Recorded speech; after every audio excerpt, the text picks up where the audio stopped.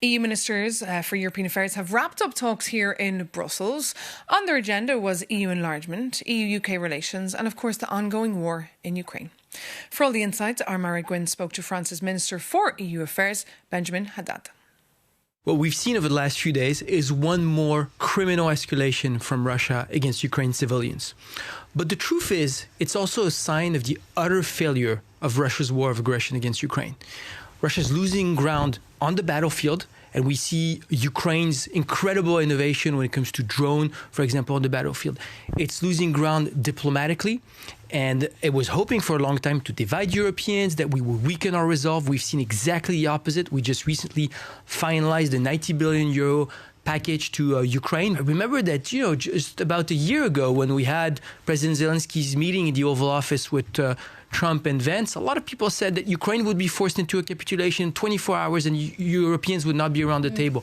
What we've seen is Europeans step up and now provide the bulk of the support to Ukraine. And we see Russia losing ground everywhere diplomatically. I was just in Armenia recently for the European political community, where we also had the EU-Armenia state visit. One more country like Moldova, like Sweden and Finland that joined NATO, that wants to get rid of Russia's tutelage and get closer to Europeans' norms and standards. This is the reality of Russia's war of aggression against Ukraine. If that is the case, as you say, and Russia is being weakened by Ukraine's resistance, isn't that then an opportune moment for Europe to step in and to say it's time to talk? I know President Emmanuel Macron has previously called for this. No, you're right. President Macron has always said that when the time is right, we should have our own channel of communication with Russia, because there's no reason to let the Americans alone at the negotiation table when, first and foremost, it's the security of Europe that's at stake.